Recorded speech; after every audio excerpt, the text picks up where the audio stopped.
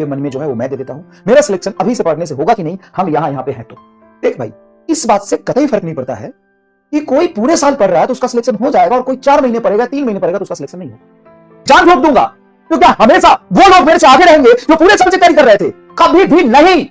No sir, कैसे? वो तो पूरे साल से मेहनत कर रहे हैं। अरे पूरे साल से मेहनत कर रहे हैं, लेकिन किस डायरेक्शन में मेहनत कर रहे हैं, किस एटीट्यूड के साथ मेहनत कर रहे हो, कितना पढ़ रहे हैं, इन सभी बातों पर डिपेंड करता है। उनकी कैपेबिलिटी क्या है, उनको कितना चाहिए, वो कितनी जोर से उनको नीट आया हुआ है, इस बात पर डिपेंड करता है। ऐसा अगर होता कि पूरे साल से पढ़ने वाले लोग ही सिर्फ सेलेक्ट होते तो ड्रॉप क्यों होता? और अगर ड्रॉप होता तो जो 4 ड्रॉपर वाला तो पहले सिलेक्ट होता, ऐसा तो कम होता। 1 ड्रॉपर वाला पहले सिलेक्ट होता, 3 ड्रॉपर वाला सिलेक्ट नहीं होता। सॉरी, 1 ड्रॉपर वाला सिलेक्ट नहीं होता, 3 ड्रॉपर वाला सिलेक्ट हो जाता। तो इस बात से फर्क ही नहीं पड़ता। नीट एग्जाम सिर्फ फोकस, माइंडसेट और अपनी औकात का गेम है। कितने फोकस से, किस माइंडसेट से आप अपनी किस कैपेबिलिटी से तैयारी कर रहे हैं, बस इस बात का गेम है। और बात तो ये है ना यार, जीवन एक संघर्ष है। हमें नहीं पता कि अगले 3 महीने में हम कहां पहुंच जाएंगे, लेकिन हमें यह पता है कि हम 3 महीने अगर पूरी जी जान लगा के मेहनत करेंगे तो कुछ ऐसी चीजें अचीव करेंगे जिसकी वजह से हम अपने जीवन में बहुत सारे बदलाव देख सकते हैं। नहीं करेंगे तो कुछ नहीं होगा, कुछ करेंगे तो कुछ अच्छा होगा। ठीक है, अब आगे बढ़ते हैं। अब इन सभी सवालों के जवाब अगर आपको मिल गए होंगे तो अब हम समझते हैं कि नीट की रिक्वायरमेंट क्या है। What is NEET exam? आपको ना इमोशनल फूल नहीं बनना है, आपको सेल्फिश होकर सिर्फ अपने सिलेक्शन के बारे में सोचना है, आपको टीचर नहीं बनना, आपको पीएचडी नहीं करना। अभी से साल भर में पीएचडी करा देंगे, लेकिन अभी से जितना आपके पास टाइम है, या उस टाइम में नीट की जो रिक्वायरमेंट है उसको समझते हुए आपको अच्छे से खुद की सोच से आगे पढ़ाई करनी है। तो सबसे पहले मैं नीट की रिक्वायरमेंट के बारे में बात करूं तो नीट का किंग है biology. Bio is king. Yes, bio is king. Simple सी बात। When we talk about NEET, then bio is the king and chemistry is his queen. What is physics? Physics is that enemy, not good wine. Bio is a king. Bio में 360 number मिलने वाले हैं। बुरा लगे भला लगे, तुमको जैसा लगे, लेकिन यही है गेम। चाहे पेपर आसान हो या पेपर टफ हो, जो गेम चेंजर है, जो किंग मेकर है, वो है आपका biology. Biology is the king in neat and biology is the king maker. अब आते हैं केमिस्ट्री की बात करते हैं। केमिस्ट्री हमारा कितने नंबर का होता है भाई? 180 नंबर का। और फिजिक्स भी होता तो 180 नंबर का है, लेकिन इस पर भरोसा हम नहीं कर सकते।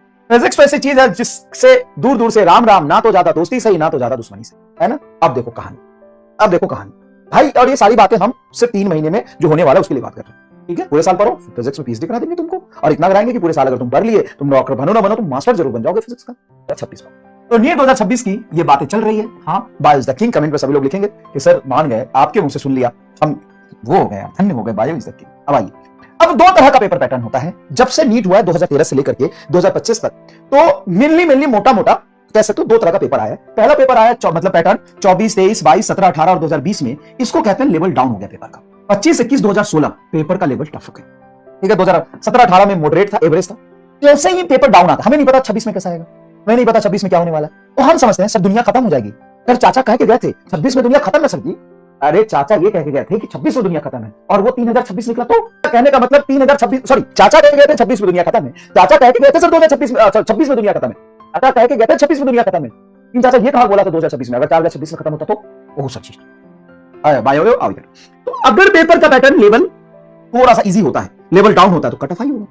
और आपको लगेगा कि अरे भाई साहब एकदम मजा ही आ गया, हमने तो फोड़ दिया, 650, 650 नंबर एग्जाम में आ रहे हैं, और फाइनली जब रिजल्ट आता है तो कट ऑफ आपका बहुत हाई चला जाता है, आपका सिलेक्शन रुक जाता है। तो कभी भी कितने सवाल आप कर पा रहे हो ये मैटर नहीं करता, रिलेटिव मैटर करता है कि आप किस पेपर में कितने सवाल कर पा रहे हो। ठीक है, अब देखो, जैसे पेपर में लेवल डाउन जाता है, कट ऑफ हाई चला जाता है, वहां पे मैटर करता है हाई एक्यूरेसी, और फिजिक्स, केमिस्ट्री, बायो तीनों ही बहुत इंपॉर्टेंट हो जाता है। मिनिमम 650 नंबर आपको स्कोर करने पड़ते हैं। सरफेस लेवल पर आपको पूरी कंसेप्ट आनी चाहिए। 4 चैप्टर में आप पीएचडी कर ले, कुछ नहीं मिलने वाला है। आप 4 चैप्टर में जे एडवांस का सवाल करने, कुछ नहीं मिलने वाला है। आप पूरे 100% फिजिक्स के 30 चैप्टर, केमिस्ट्री के 30 चैप्टर, बायो के 30 चैप्टर में आपकी पूरी नॉलेज सरफेस लेवल पे है कि नहीं, ये मैटर करता है। ठीक है, कितना आपको याद है, मेमोराइजिंग पावर मैटर करता है। अगर पेपर टफ आए तो क्या होता है? पेपर टफ आता है, लेवल हाई होता है, तो बायो इज द किंग। आज नीट 2025 और नीट 2016 में सिलेक्शन से उन्हीं बच्चों को जिनका बायो स्ट्रांग है। अगर आपको लग रहा है कि फिजिक्स के 2% टफ आ गए तो हम फिजिक्स में पीएचडी कर लेते, नहीं, वहां पे भी आपको जो बचाएगा वो कौन बचाएगा? बायो बचाएगा। अब पेपर का टफ लो चला जाएगा, क्यों? पेपर टफ है, लेकिन बायो तो टफ नहीं है। बायो में अगर आप 340 प्लस, केमिस्ट्री में 130 प्लस स्कोर करते हैं तो ये जोड़ क्या होता है? 0, 4, 3, 7 और 3, 470 नंबर। अब यहां से अगर आपके फिजिक्स में 80-90 नंबर तो चाहिए यार, 80 से 100 नंबर भी आए तो 450 से लेकर के 490 तक का आपका कट ऑफ हो जाएगा। मैं सही जोड़ रहा हूं? अच्छा, नीचे क्यों कर दिया मैंने? 80 जोड़ेंगे, हाँ, तो 450 सही है, और 100 जोड़ेंगे तो 570।